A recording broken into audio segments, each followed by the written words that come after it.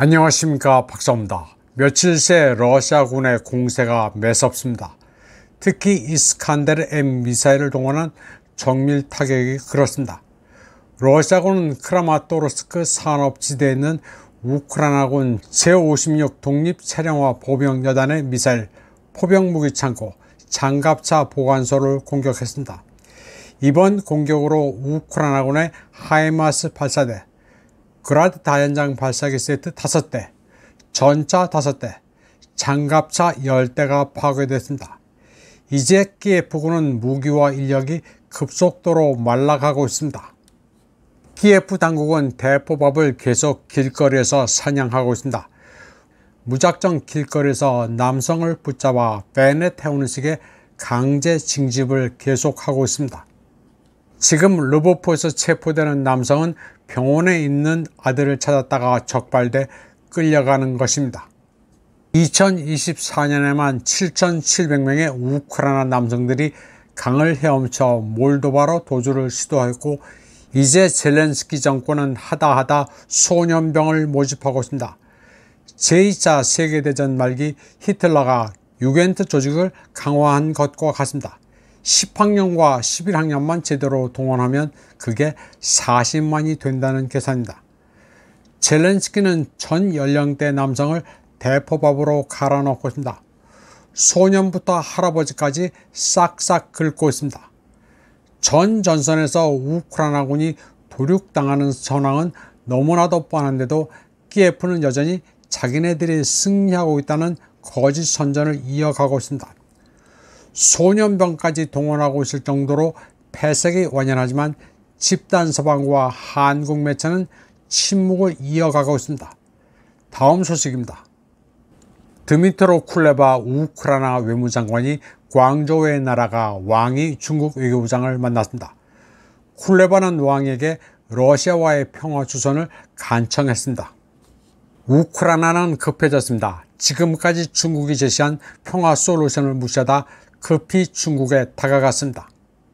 이를 중국어 속담으로는 平时不烧香急来抱佛脚, 평소 향불도 안 올리다가 급히 와서 부처님 발을 끌어안는다고 표현합니다. 쿨레바는 자기네가 원하는 평화는 가짜 평화가 아닌 지속 가능한 진짜 평화, 정의로운 평화라면서 러시아는談판에 성의가 없다고 주장했습니다. 이에 대해 드미트리 페스코프 크렘린 대변인은 러시아는 항상 협상에 열려있다고 말했습니다. 그러면서 쿨레바의 발언은 아무런 디테일이 없다면서 서방 주인의 윤허는 얻었는지 모르겠다고 말했습니다. 러시아는 동남부 4개 주에서 우크라이나가 철수할 것, 나토 불가입 확약, 우크라이나의 비무장 중립 등을 요구하고 있는데 여기에 대해 쿨레바가 언급한 것은 아무것도 없었습니다. 지금 젤렌스키는 어디도 기댈 데가 없습니다. 전선의 상황은 극도로 불리하고 미국에서는 트럼프의 승리 가능성으로 인해 더욱 불안합니다. 키예프 정권은 미국을 믿느니 중국을 믿겠다는 입장입니다. 그런데 중국이라고 해서 러시아에 대해 협상을 강권할 처지는 못 됩니다. 협상에 응하고 말고는 순전히 러시아의 주권사항이기 때문입니다. 또 근본적으로 러시아가 분쟁에서 승리하는 것이 미국의 패권 붕괴로 이어져 중국에도 유리합니다. 왕위는 쿨레바에게 평화협상이 타결되면 중국이 우크라이나의 공물을 사겠다고 말 선물을 했습니다. 그러자 쿨레바는 타이완 문제와 관련해 하나의 중국 원칙을 확고히 지지한다고 말했습니다. 또 우크라이나는 중국의 1대1로도 지지한다면서 왕위의 환심을 사려 기를 썼습니다. 쿨레바가 하나의 중국 원칙에 대해 지지 의사를 표명하는 바람에 타이완은 바보가 됐습니다. 2년 넘게 우크라이나를 지지하고 없는 살림에 금전적 지원도 했지만 순식간에 버림을 받았습니다.